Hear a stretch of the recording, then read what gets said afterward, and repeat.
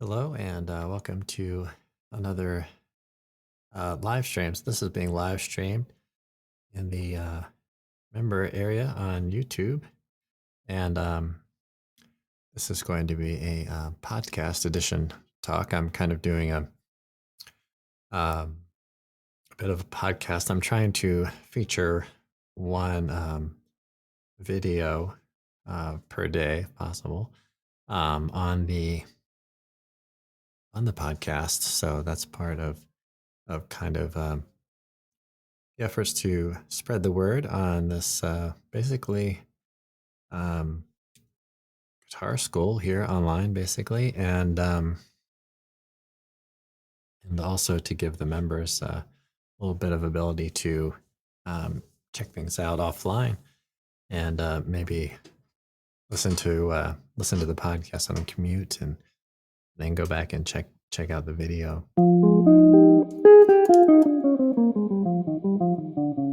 So I'm gonna play a little bit on, or just improvise a little bit on all the things you are. Since we talked about that a little bit this week, so just do a little warm up playing here while let's make their way in.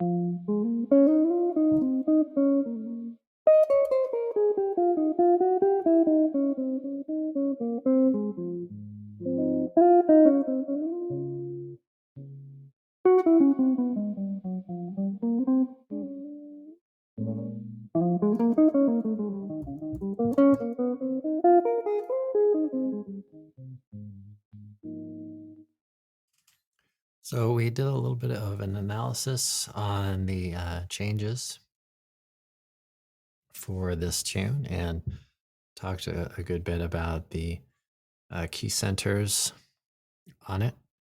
Work through that. So this talk today is all about, just to kind of summarize, it's all about reviewing what we did this past week. So I've got some kind of exciting things to share with you on kind of behind the scenes things, which is part of the exclusive updates. Um, so I've been checking out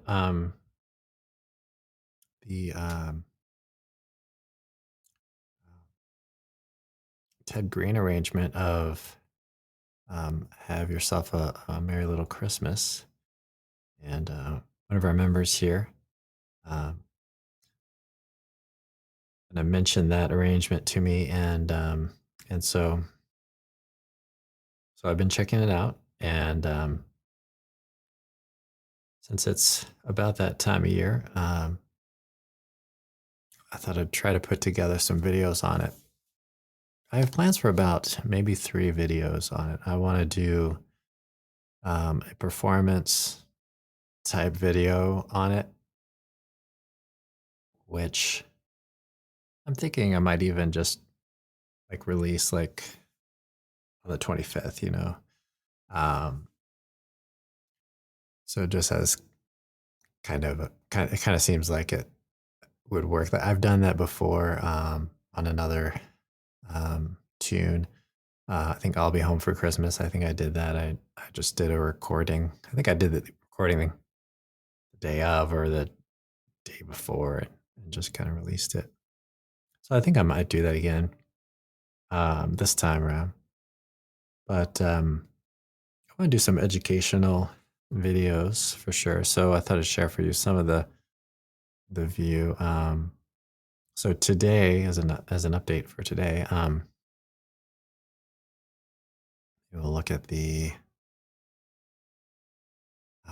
bridge here a little bit. So I started writing out some of the shapes and things. I'm trying to stay pretty true to the arrangement, and but I did change some of the voicings that were listed. I didn't really change the voicing so much as just kind of where to play them. Um, in some places, and mostly I just kept it the way it was. But here's a little bit of a look at kind of things, some of the things I put together today. And if you're listening on the podcast, I'll do my best to describe what's going on. So I've got a little indication of what measure we're talking about at the bottom left. Got the chord symbol that's active, and then I've got, in the case that there's another chord symbol in the measure, that one would be in kind of parentheses. So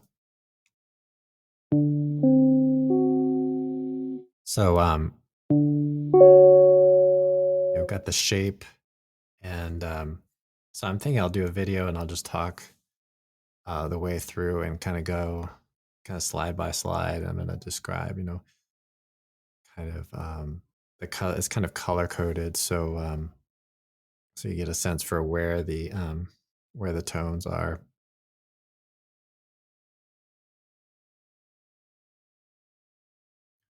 So that was, I think, 36 measures or something. It took quite a bit to write it out, but took quite a bit of time. So I need to go back and like check for errors and inconsistency and things like that, because they always seem to kind of crop up a little bit.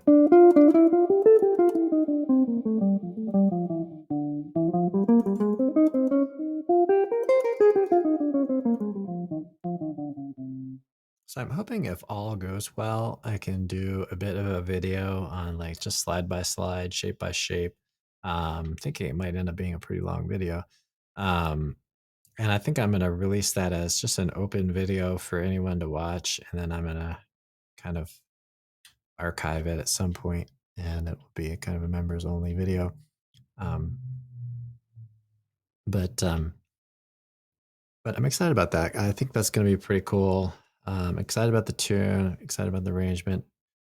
If you haven't already, get it. Have try to check out Ted Green playing it. It's like kind of totally different. I mean, maybe not totally, but it's very improvised. But there is a recording of him playing it on YouTube, and I think he's in a guitar store or something because there are like tons of guitars all around him, and I think he's doing a clinic or master class or something like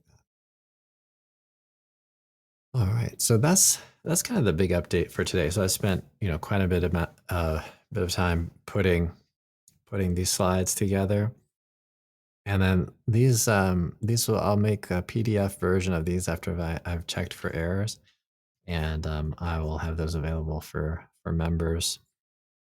So I think that'll be helpful for folks who are working on this tune, and it's basically your typical jazz tune, so it's right in line with what we're doing and working towards here. And just a little bit of additional information. I had my assistant working on the standard notation, so transferring that into the finale program, and then I plan to make a play along kind of video in the vein of that very slow and then faster tempo and all that. So I think it'll be really good. A little pressed for time on it because we're like 2 weeks away from Christmas, something like that. It's really coming up fast. I don't know how time got away so quick, but has a way of doing that, I guess. So let's check out what else we've been doing. So we had a little bit of a talk on or analysis on all the things you are, and this is part of the overview and analysis. So we checked out a bit of the key centers for that. So the key of four flats, and then the whole idea of going around um, the circle of fifths within a key area, right?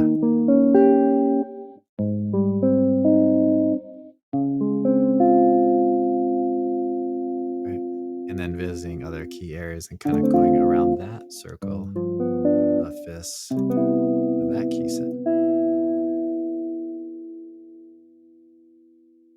Same kind of here. So key of three flats.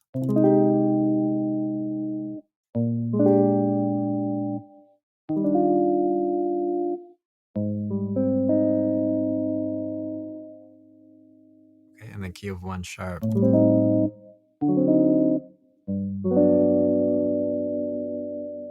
then how that circle of fifths is going to work as well.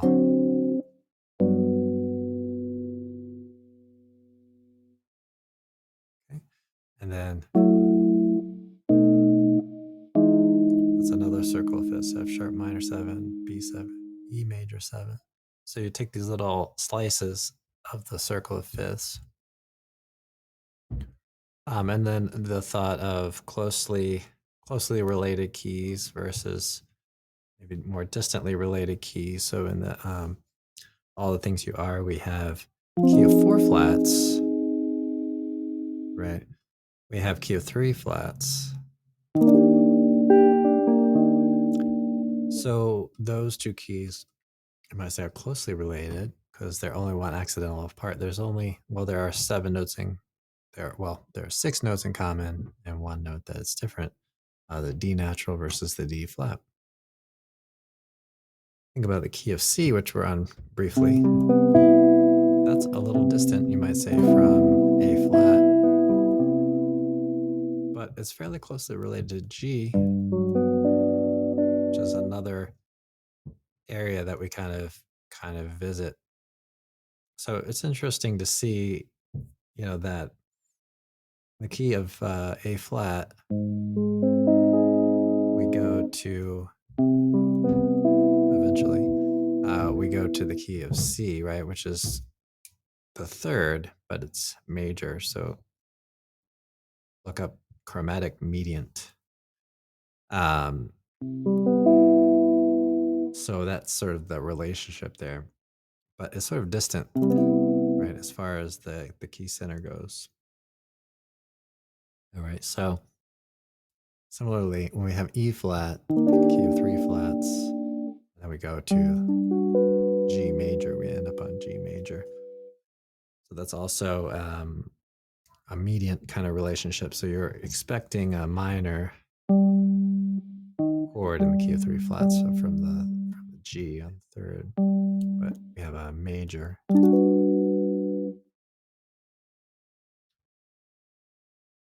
And then think about E major. So that one is quite different from E flat, right? It's a half step away, um, and also A flat, but we can still think of it as having that kind of chromatic mediant relationship with the A flat because it's a major third below.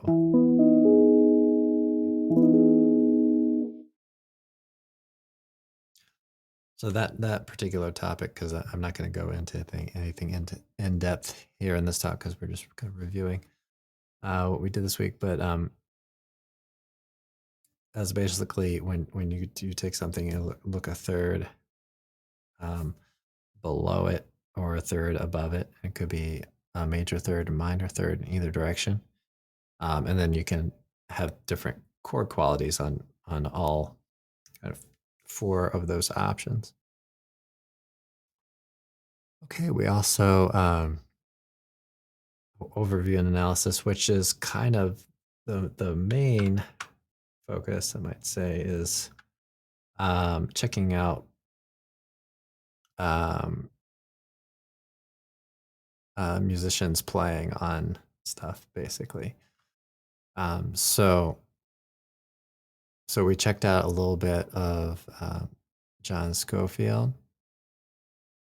We looked at a little bit of some of his uh, phrasing, things like that. But we'll check out just a little bit of that.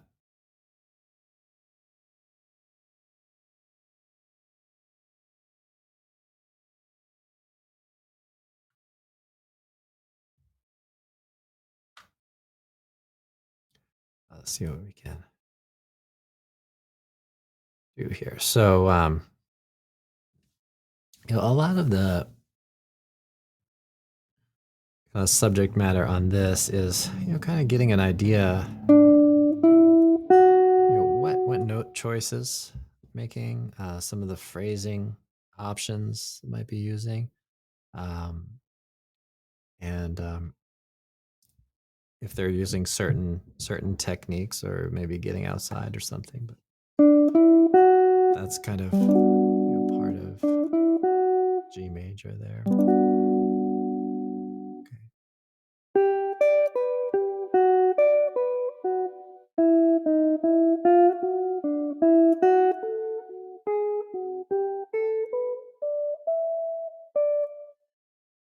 Okay. So trying to take a look at their, how does on that A minor, how does this relate to that? What is that? So one thing we're really trying to do too is get these octave shapes in the back of our minds. Think about chord quality. Think about where the finger um, inlays are, fingerboard inlays, and also, aside from just taking a look at, okay, what is this in relation to the chord itself? Also, grouping a few things, like we could say, oh, that's a G major triad. And it looks like kind of sitting next to kind of a B minor triad. So, so when you put that together,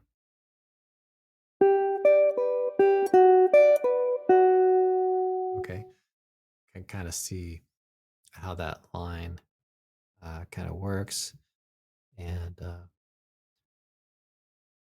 functions.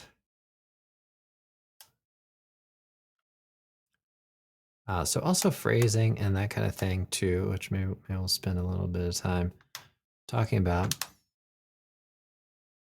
because we can see slurs and work on different techniques for that. So I have a little bit of a challenge with a MIDI neck. So I have this MIDI neck that displays um, the tones where I'm playing them, but when it comes to slurring, that it has a pretty big limitation on it. Notes will not show up at all. So so I may use a different screen for some of these.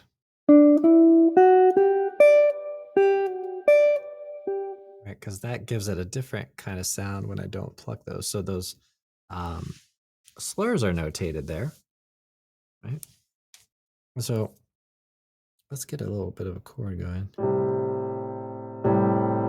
It's coming through okay, hopefully.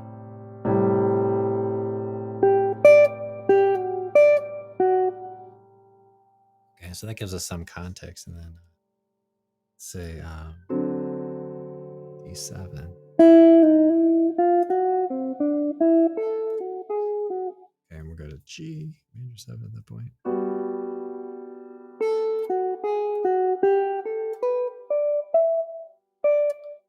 that A flat is really dissonant on that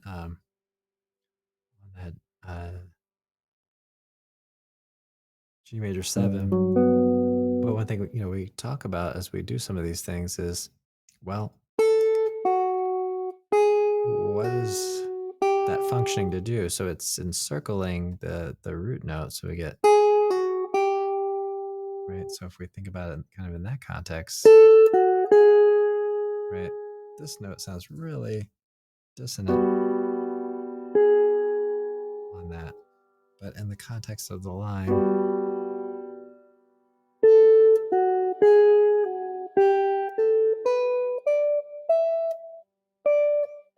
then we can kind of hear how that might uh, be working, kind of functioning that way. So that's a really strong thing, because we can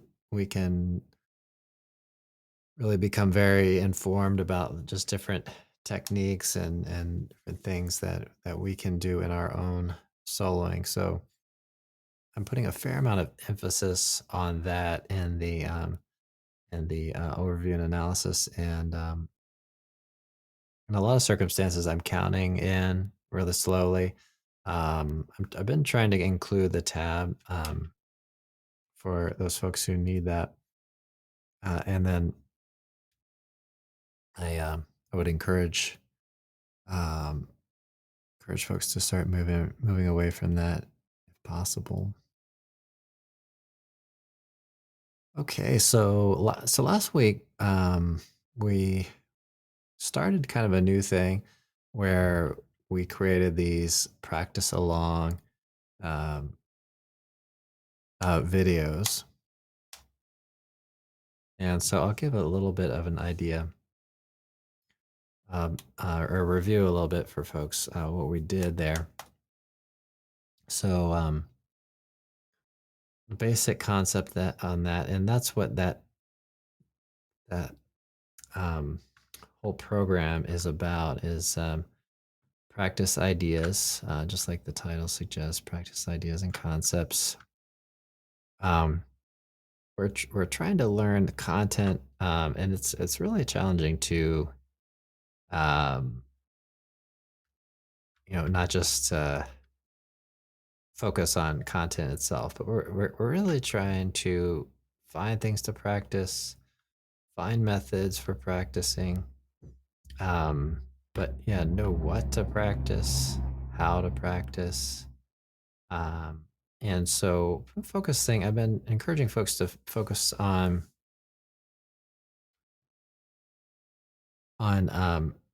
visualization quite a bit. A little bit inspired by Jerry Bergonzi, who we're going through one of his books on improvisation topics on that program, and he talks about visualization and the mind training the body, and not the other way around. I thought, that's really a powerful perspective, to kind of turn it around like that. So I would encourage folks to just kind of think in their practice session, um, am am I using the body to train the mind right now in this activity, or is it the mind training the body in this activity?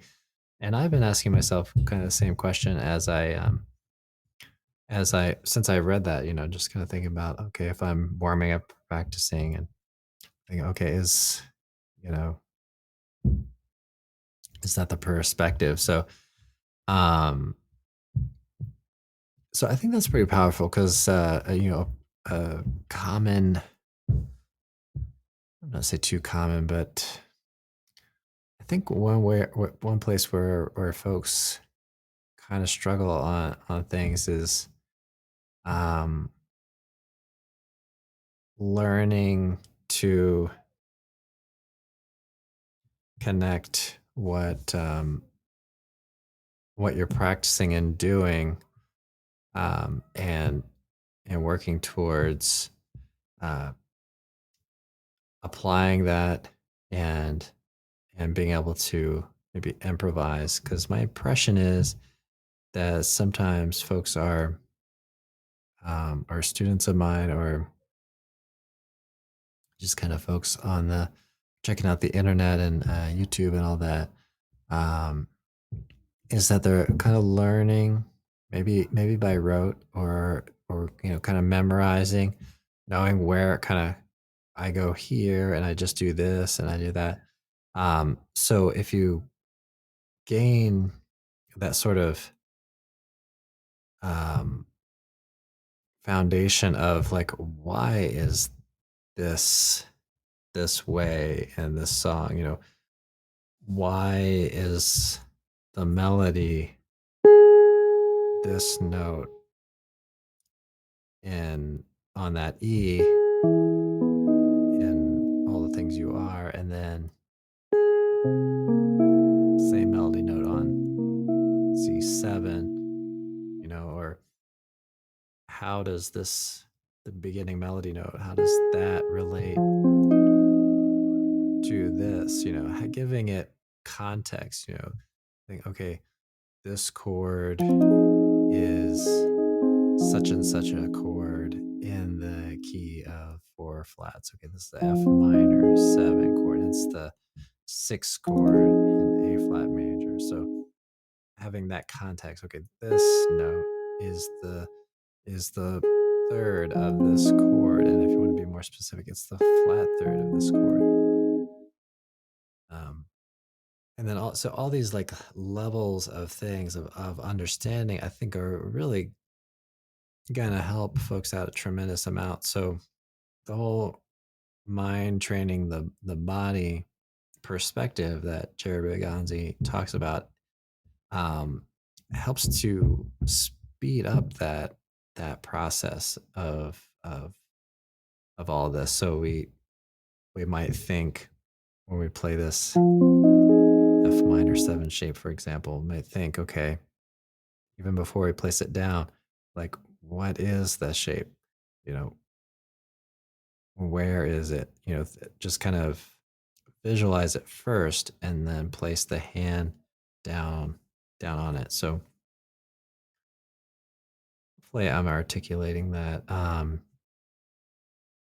well enough. But if you get a chance to check it out, it is I think the book is from Advanced Music, and it's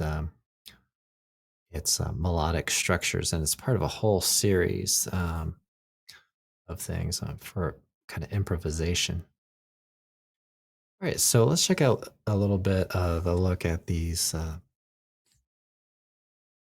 practice along video kind of things. So we have a chord. The whole purpose of this chord, if you work through this week, I think I did mention this, but it's worth repeating. I think the whole point of this part of it is not really so much to learn a new chord shape, but just to kind of hear a chord that's in a position that we're going to be working on, basically. So we have a couple of things that we're striving to do when we play this E major 7.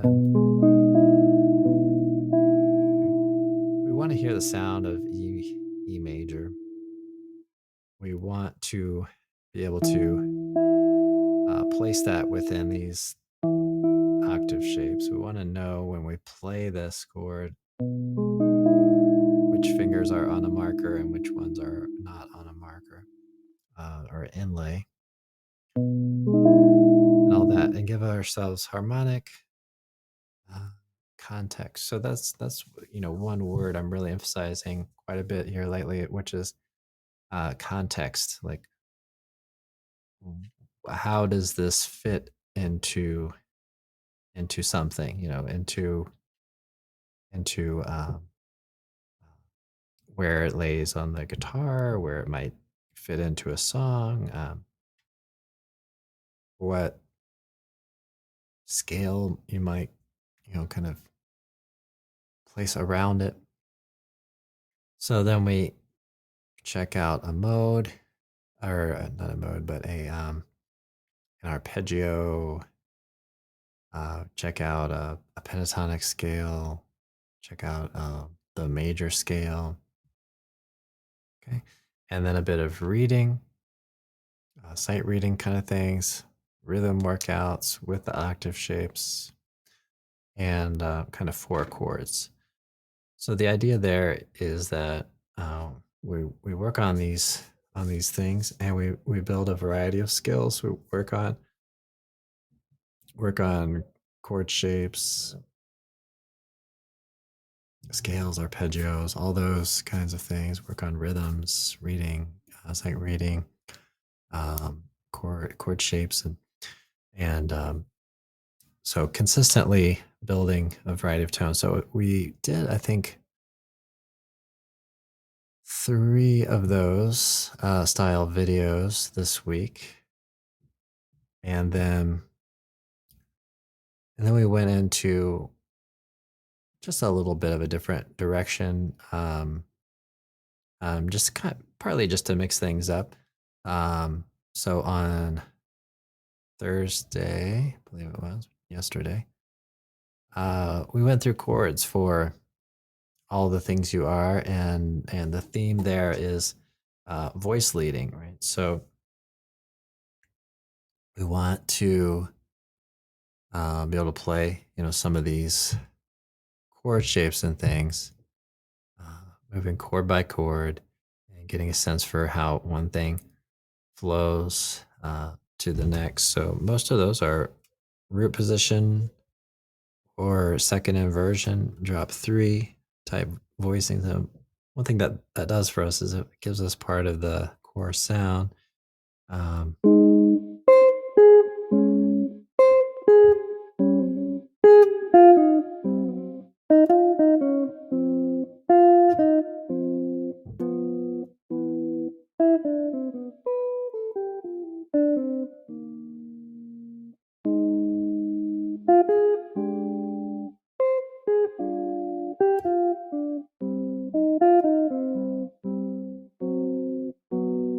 okay, so it gives us these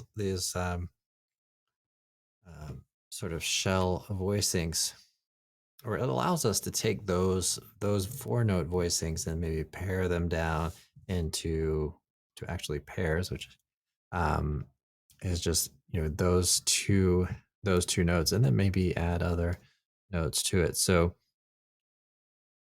concept there is taking chord voicings, learning root position, second inversion, uh, drop three type voicings, and using those to maybe break out of that and play something different entirely.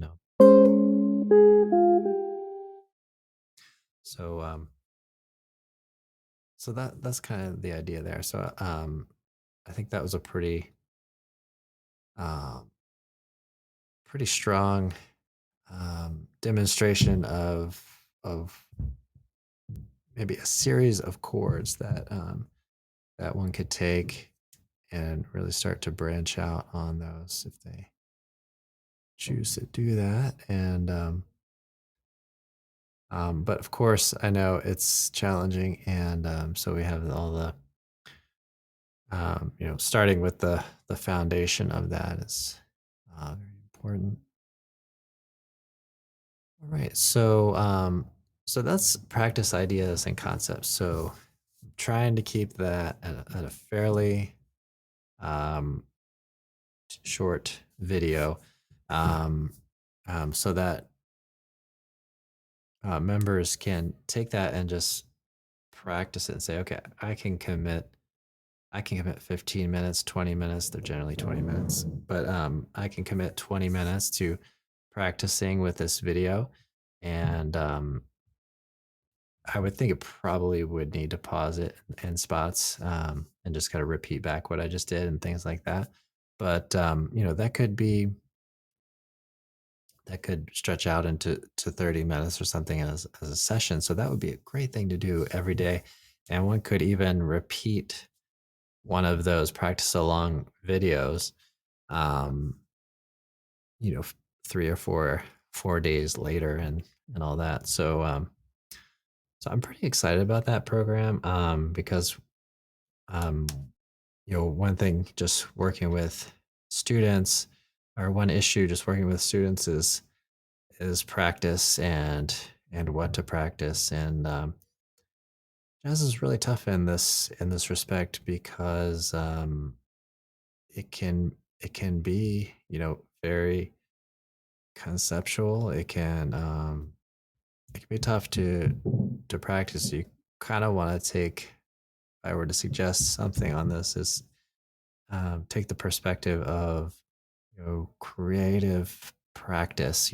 Try to come up with a maybe a limitation of something that you're going to work at, and say, okay, I'm going to limit myself to, I don't know, one string, and I'm going to play a major scale. I'm just kind of throwing that out there, but if you can create limitations and work with some kind of factor like that, it can be really powerful. And just sort of sometimes think of practice as moving towards um, something that interests you, something that maybe you could refine more, and see if you can hit it from different angles, and find a way to strengthen that understanding.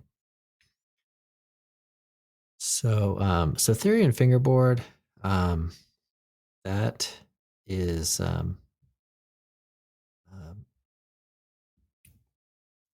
little more thinking about larger components of some of these patterns, and exploring a little bit of the theory a little more in depth, as well. So this is a fairly new part of the program, but it's been out there for, I think, at least a month or so. Um, so we're looking at circle of fifths here, and so one thing we talked about was just kind of taking a pattern on the guitar.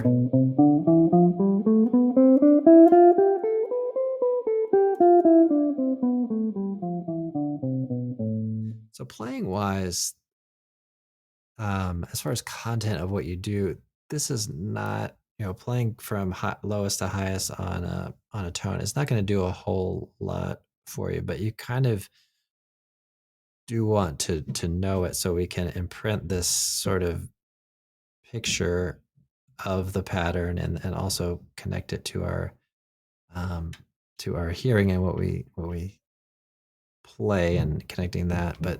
Um, but the one danger in that is kind of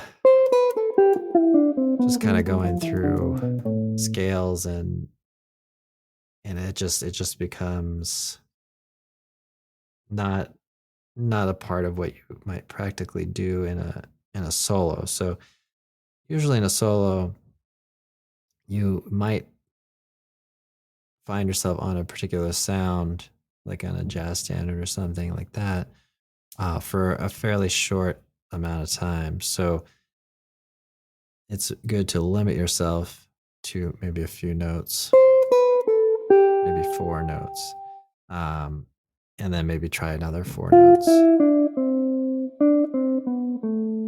and then try to move around the pattern itself.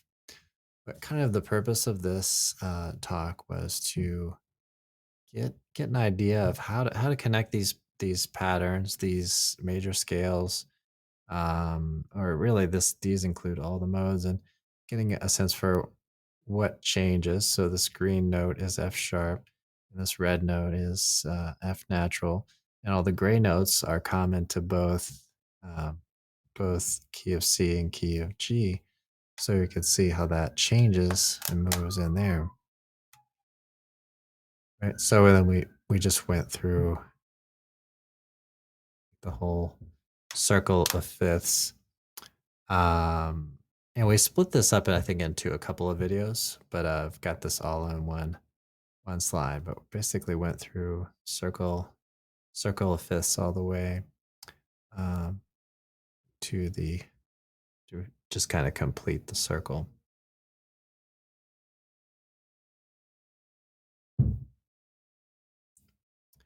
Okay. And then it was interesting, just to think about how little we actually moved. right? We kind of started in this position 5 and then moved to position 3 by the end. So that's not a lot of distance. Um, and we went through every every key area. So that's pretty cool. So that's also kind of ties into practice ideas, because you could really blow that up and just move it to different spots and do all that. So but in those talks we did talk a little bit about rhythm changes and things.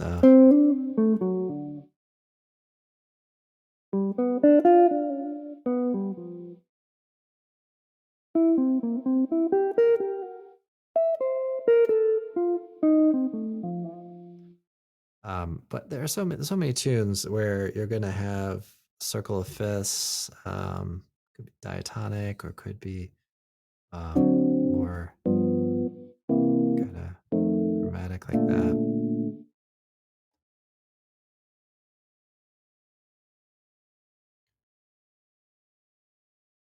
All right, and so we spent I think Monday and Tuesday talking about talking about those, and then we got into um, two note two note patterns for scales and phrases. I think that was a pretty fun talk. And so one thing that we're kind of doing is thinking about if we play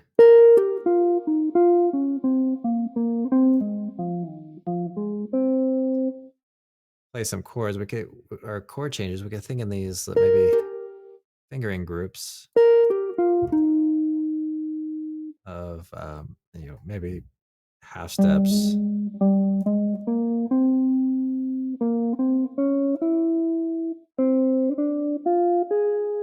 Okay, to make some changes. So I was just then I was just playing 2 5 and F minor. So anyway, I'll give you kind of a little bit of a sample of that, or just a slight review. Um, so hopefully you got a chance to check that out. So we have, a spot here where play a major scale on a string, just one string, and then crossover patterns. Okay, where we're just thinking in pairs there by color. So we did a whole basically relative kind of perspective on it. We went through all those. Um, and then on Thursday, we talked about more of kind of the parallel perspective. And I did a little talk on what that all means too. So that's part of how we're connecting theory with this talk. Um, so the relative perspective versus the parallel perspective. Uh, so that we chose F as our tone to work with there, and then we just went through all those same modes, Ionian, so forth, um, using the two note pairings on this. So, kind of one of the things that we're trying to do here is work at all these things from different angles, right? So we might know this, or we might know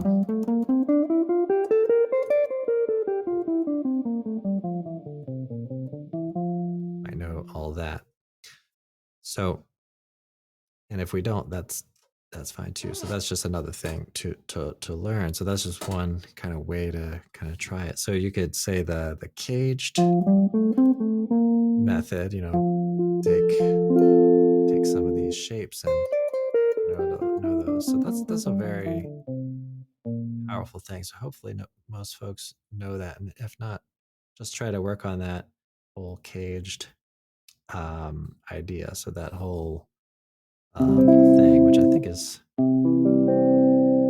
fairly well laid out on the internet. I may have done videos on this. I'm not sure. It's probably been a while. But those are basically named after the C, A, G, E, D chords, but those are all C chords. But those are the kind of the shapes that we typically learn when we first pick up the guitar as like open chords. So, but there are all sorts of things that we can do, like I mentioned, those half steps or half steps and whole steps on, so then that's a good example of a limitation, creating a limitation so you can um, push push your knowledge or push your ability level.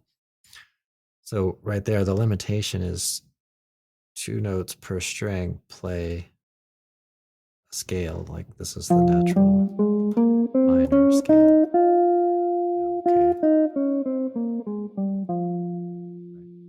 And you might say, well, that's kind of a cool concept. I could apply all sorts of different numbers to that. So what if we had um, one note per string? Why not, right? So then we just move up in this direction, and then you're gonna run out of notes pretty quick. So if you're really trying to do that, really have to go pretty far up, but to get the full octave. But we could take 3 note patterns, 3 notes per string, and move up like that, 4 notes per string. So So that's kind of a part of all that. Um, Now, one thing that's kind of cool too. So I'll just as I just kind of finish up this talk, I'll just sort of so that's pretty much I think a fairly thorough review of everything talked about this week. I think I think I touched on most things. So so part of these like 2 note kind of groupings that work out really great with pentatonics, which might be partly the reason why we do them so much on guitar, but they also connect really well with our sort of collective musical imagination, you might say.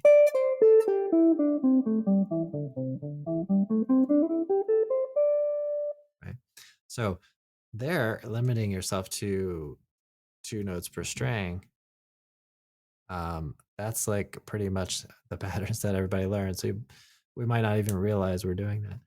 Right. So when you do pentatonic scales, you pretty much stay within a position or two if you limit yourself to 2 strings. So that's sort of kind of an interesting uh, a thing about that. But so you could take this other angle on it and say, okay, oh, maybe I'll take a 5 note scale, limit myself to 2 notes per string, and then you might say, oh, that's just how everybody learns them. That's how they're kind of laid out. And but then we could say, okay, well, what about a 4 note, you know, group of tones or an arpeggio maybe. So it's like C major 7. Say, okay, 2 notes per string. Okay, that's kind of interesting, right? That we're going more towards the bridge of the guitar, whereas when we had the scale, right, we're going more towards the nut.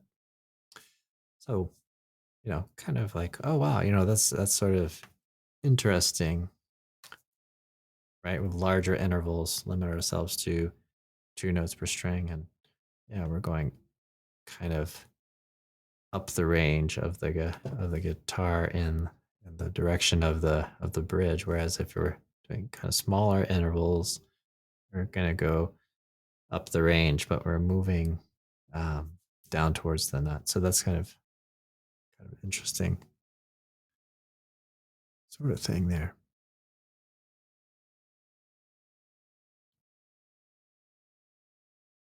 All right, everybody. Well,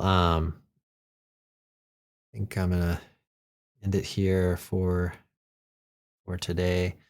Um, Maybe I'll play around a little bit, and but let me know if you have any questions on anything. Let me know if there's any particular struggles that you're facing on the instrument or music in general. We might do a little bit on have yourself a merry little Christmas next week. So we'll see how that, all that pans out. Let me know if you'd like to see some videos on that.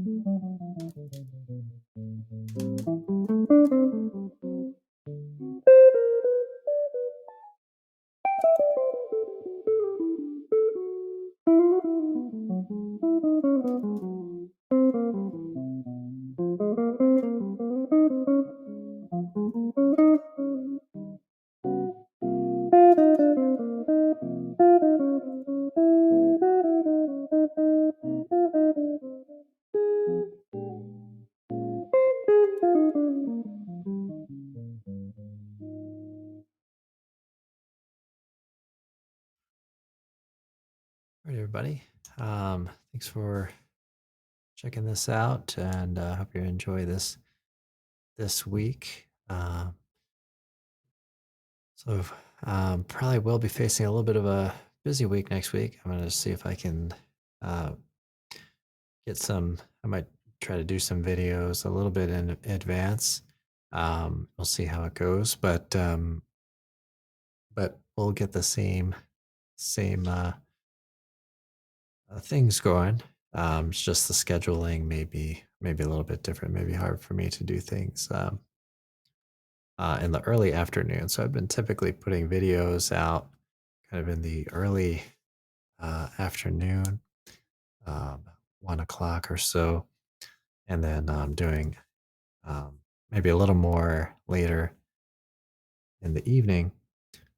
So next week might be a little bit of a challenge in that respect. So see how it goes. So hopefully, I hope my voice was loud enough here. I did do a little bit of re rebalancing with the guitar. Try. I was doing some listening back to some of the podcasts and videos and things, and thinking that maybe the guitar could be a little bit louder.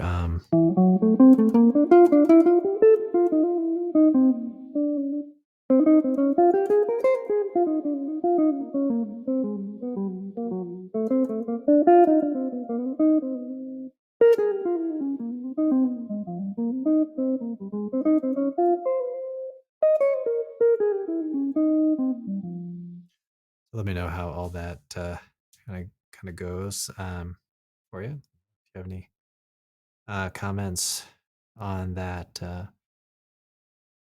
I am working on uh, doing some things with iReal. It's kind of been a little bit of a slow process, but I'd also like to get maybe Ben in a box going with it too.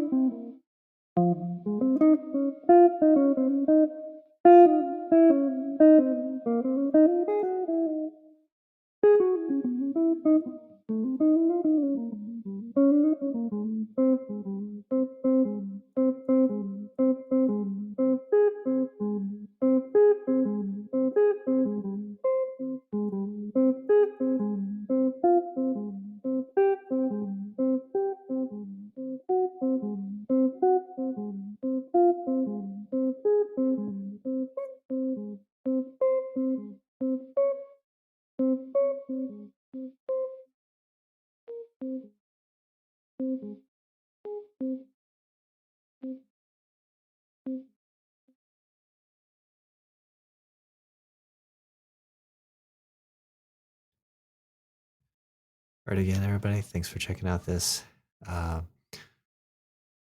live stream. And you did check this out on the podcast. Hope you enjoy that as well. And hope everybody has a really good weekend. See you all in the next video, next talk. Thanks.